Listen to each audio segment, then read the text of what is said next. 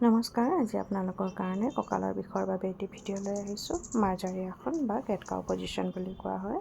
তাৰ কাৰণে আমি টেবুল টপ পজিশ্যনত আহিম। তাৰপিছত হিপ আপ কৰি পিঠিখন ৰাউণ্ড কৰি ডিঙিটো আপ কৰিম আৰু সেইখিনি সময়ত আমি দীঘলকৈ উশাহটো লৈ থাকিম। তাৰপিছত উশাহটো এৰি এৰি হিপ ডাউন কৰিম, পিঠিখন ৰাউণ্ড কৰিম আৰু থুঁতৰিটো আমি ডিঙিত লগাব চেষ্টা কৰিম। এনেকৈ আমি এগেইন ইনহেল কৰি আপ কৰিম আৰু এক্সহেল কৰি ডাউন কৰিম। আমি কেইবাবাৰো ৰিপিট কৰিম, 5 বাৰৰ পৰা 10 বাৰ 15 বাৰলৈকে আপোনালোকে কৰিব পাৰে আৰু ডিপেণ্ড কৰে আপোনালোকৰ কেপাচিটিৰ ওপৰত। আৰু খুব বেছি ছিভিয়াৰ পেইন হৈ থাকিলে নকৰিব। তাৰপিছত আমি বডিটো ভালকৈ বেলেঞ্চ কৰি আমি সোঁ ভৰিখন লিফ্ট কৰিম।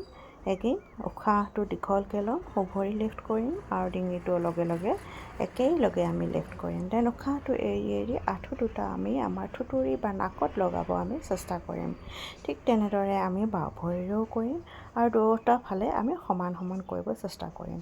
আৰু ইয়াতো আমি এইটো বস্তু ধ্যান দিব লাগিব, শৰীৰে কিমানখিনি কৰিব পাৰে।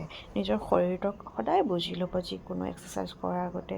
যদি বেছি কষ্ট পাইছে নকৰিব আৰু খুব বেছি ছিভিয়াৰ পেইন থাকিলে নকৰিব। বিষটো কমি অহাৰ পিছতহে কৰিব। আৰু আপোনালোকে মোৰ গাইডেন্সত অনলাইন ক্লাছো জইন কৰিব পাৰে, নিজৰ স্বাস্থ্যৰ যত্ন ল'ব পাৰে।